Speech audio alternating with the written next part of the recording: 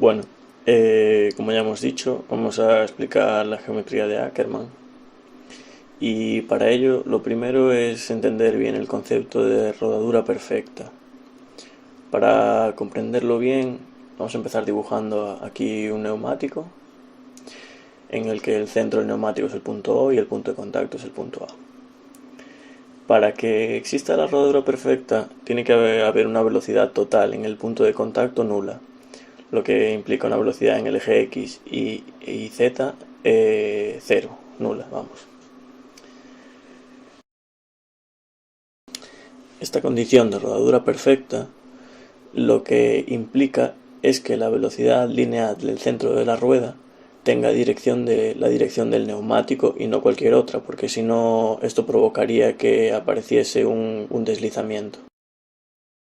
Para que se cumpla esta condición en las cuatro ruedas, es esencial que exista un único punto de giro para las cuatro ruedas. Como sabemos, la dirección del neumático es perpendicular al radio que une el centro de giro con el punto del neumático. Con lo cual, si sabemos que las ruedas de atrás no giran, llegamos a la conclusión de que el centro de giro está localizado en el eje trasero.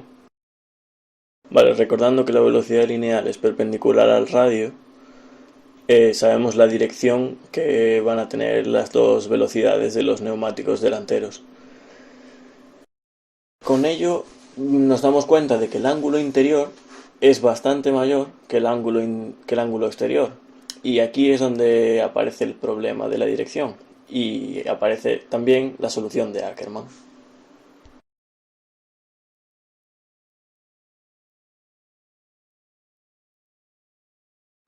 La solución de Ackermann lo que obliga es hacer converger los brazos de dirección hacia el centro del eje trasero y así asegurarse que existe un Ackermann de 100%.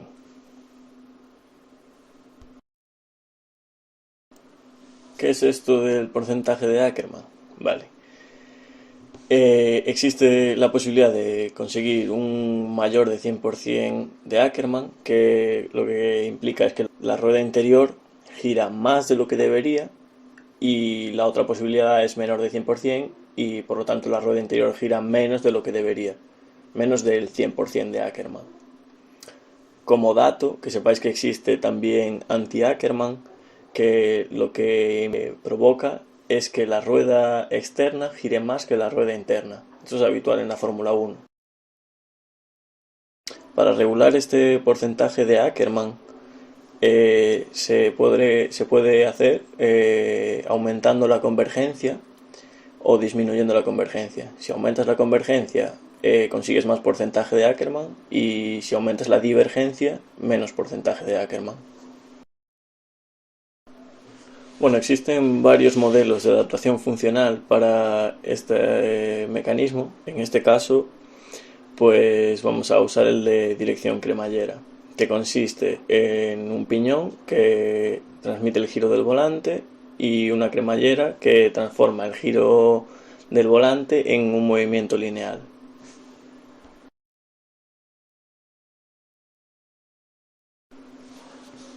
Bueno, el mecanismo está compuesto por dos brazos de dirección anclados a un punto de giro, una cremallera que solo se mueve linealmente y en esa dirección, y luego dos varillas de dirección que unen la cremallera con los brazos de dirección.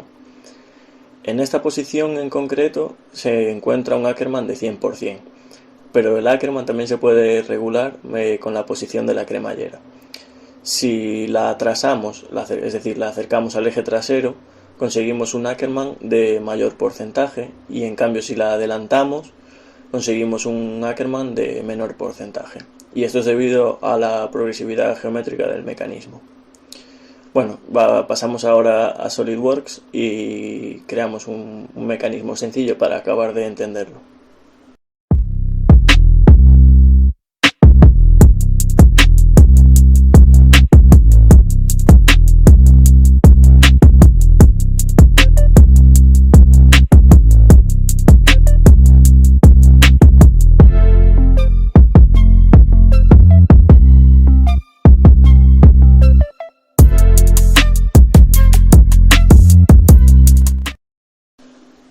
Vale, como podéis observar, pues ya tenemos montado el mecanismo sencillo y veis que se controla desde el piñón que mueve la cremallera y esto acciona todo el mecanismo y la rueda de dentro, como podéis comprobar, gira más que la de fuera.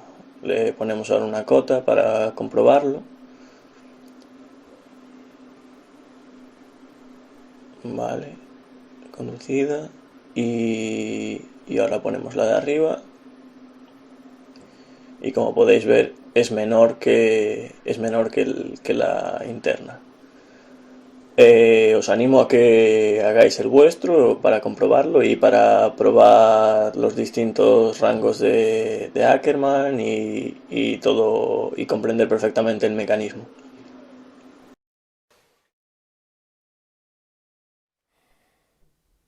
Hola amigos, bienvenidos a Zona Gravedad.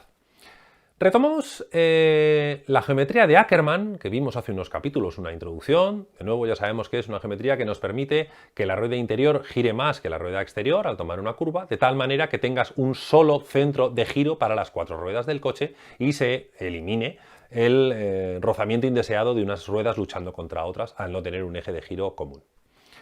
Ya hemos visto que el sistema tradicional de lograrlo es haciendo converger a los brazos de dirección delanteros de tal manera que sus prolongaciones se corten justo en el centro del eje trasero.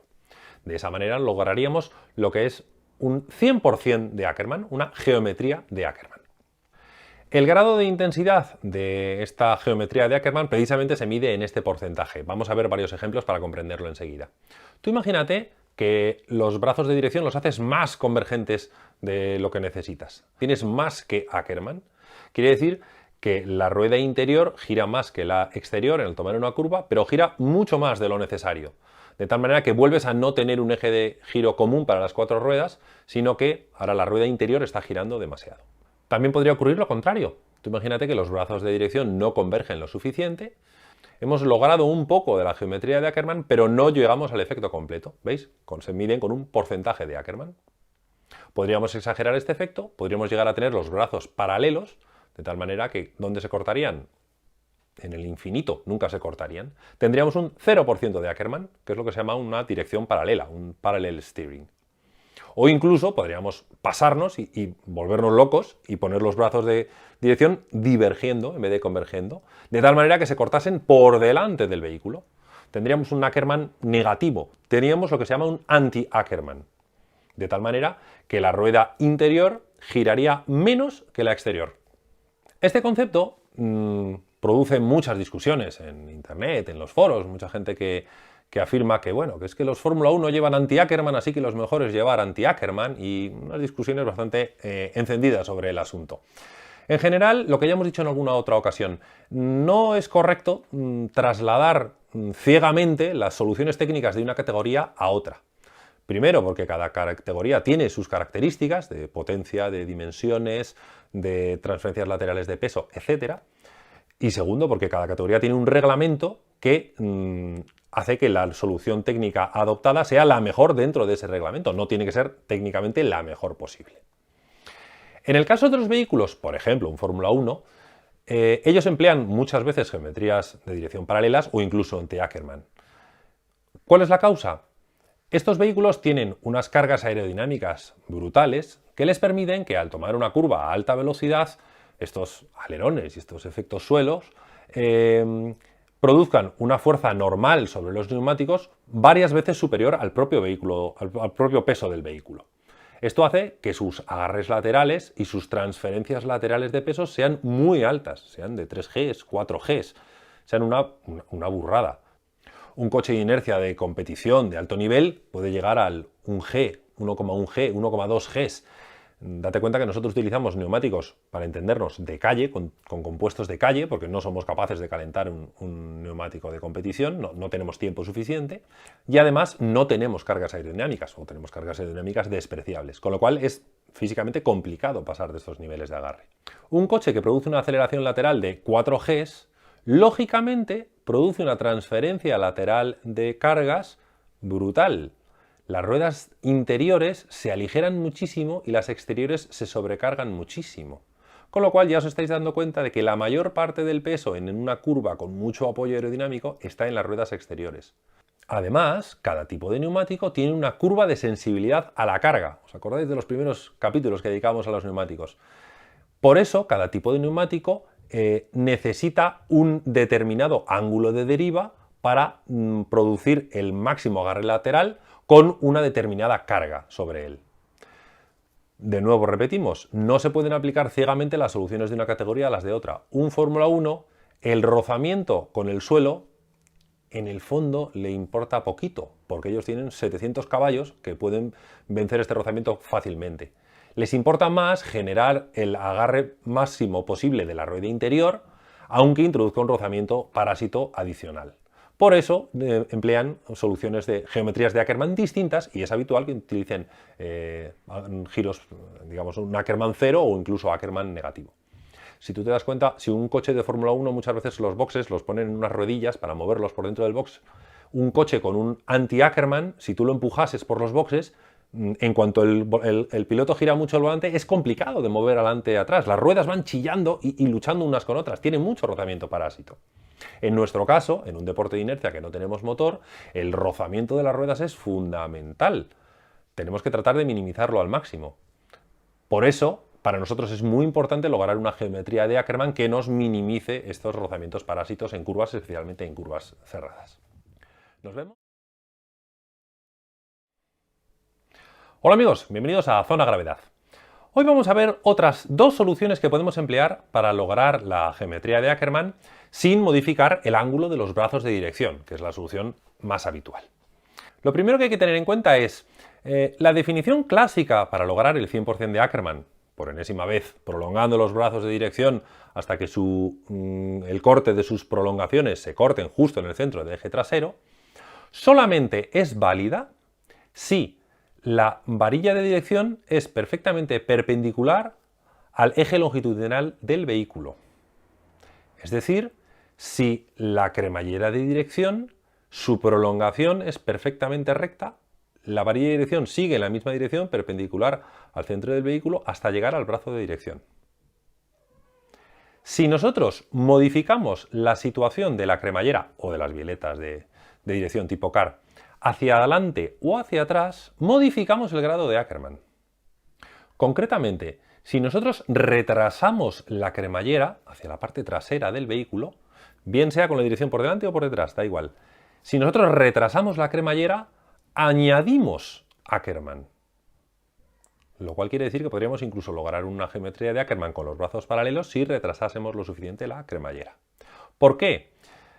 Tú piensas que el Ackermann no es más que una progresividad geométrica. ¿Os acordáis de los capítulos de suspensión que hacíamos? Que habían suspensiones que estaban más blanditas al principio, más duras al final, porque teníamos una progresividad geométrica con unas bieletas que subían y bajaban que lograban este efecto. Y era una cuestión puramente trigonométrica, de los ángulos de entrada y de salida de las varillas en función de la posición de la suspensión.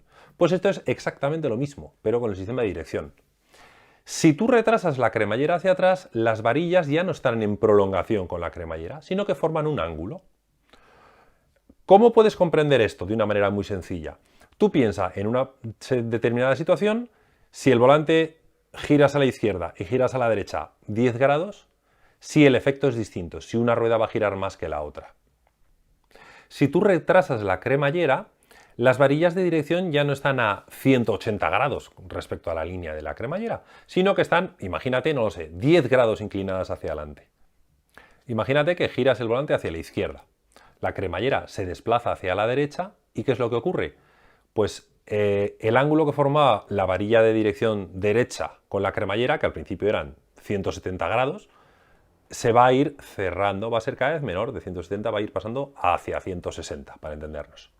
Y sin embargo, en la varilla izquierda, que al principio eran 170 grados, al ir tirando de ella, se va a ir acercando a los 180 grados. Y es bastante fácil de entender que cuanto más cercano a los 180 grados sea este ángulo, más efecto vas a notar en el brazo de dirección.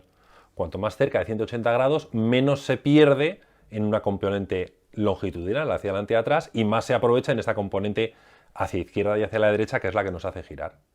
Con lo cual, ahora mismo nos estamos dando cuenta que al retrasar la cremallera, la rueda interior va a girar más que la exterior. Le estamos dando Ackermann.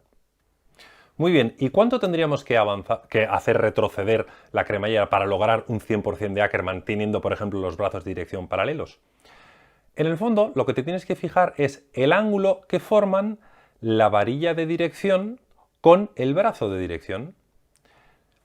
Imagínate qué ángulo formarían los brazos de dirección con las varillas de dirección para lograr el Ackermann del 100% de la manera tradicional, haciendo converger los brazos de dirección, manteniendo la cremallera justo en línea con la varilla de dirección. Y ese ángulo debería ser el mismo que tendrías que lograr con la nueva posición de la cremallera. Si tú retrasas la cremallera, deberías de modificar los brazos de dirección de tal manera que el ángulo se mantuviese el mismo. Podrías lograr un 100% de Ackermann con los brazos de dirección perfectamente paralelos.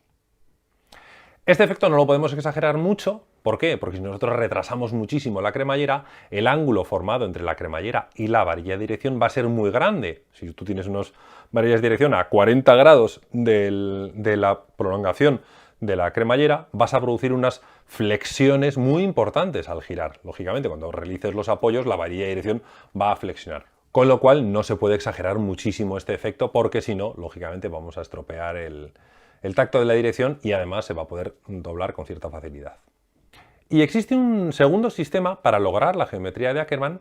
En este caso solamente es aplicable a las direcciones tipo car, digamos, por una bieleta central. Dijimos en el capítulo dedicado a este tipo de direcciones que habían dos sistemas de bieletas. Uno que eran unas bieletas simple en el cual se atornillaba las dos varillas en el mismo agujero, y otras que tenían una forma más o menos triangular y las dos varillas estaban separadas, cada una en su agujero. De nuevo volvemos a lo mismo, es una cuestión puramente geométrica. Cuanto más separados estén entre ellos estos dos agujeros, más Ackermann introduciremos por esta medida. Cuando tú utilizas una bieleta de dirección simple, las dos rótulas en el mismo agujero, si tú unes con una línea el punto de giro de la columna de dirección y el centro de estas dos rótulas, su prolongación con las varillas de dirección, imaginemos que es un ángulo recto, las dos varillas lógicamente giran lo mismo, te da igual girar a la izquierda que a la derecha. Cuando nosotros utilizamos dos orificios separados, ya no están formando 90 grados las dos varillas con esta línea imaginaria. Una formará, no sé, 80 grados y otra formará 100 grados. Y de nuevo nos ocurre lo mismo, que cuando nosotros giremos, una de las dos se va a ir aproximando a este ideal de 90 grados, que es donde más efecto tiene la bieleta de dirección. Y la otra, al revés, se va a ir alejando de estos 90 grados que son los que más efecto tienen. Y de nuevo es la rueda interior la que gira más que la rueda exterior. Si tú giras el volante a la izquierda, la varilla izquierda va a ir disminuyendo su ángulo de 100 grados acercándose a los 90 grados respecto a esta línea imaginaria, con lo cual va a ser más efectiva que la derecha que precisamente se aleja de estos 90 grados. Resumiendo, tenemos tres maneras de lograr Ackermann. Una, haciendo converger los brazos de dirección. Dos, desplazando hacia atrás la cremallera o las bieletas de dirección. Y tres, en el caso de las direcciones tipo car, separando los orificios de encaje de las rótulas con la bieleta de dirección. Podemos combinarlos de tal manera que podemos lograr un 100% de Ackermann en nuestro vehículo.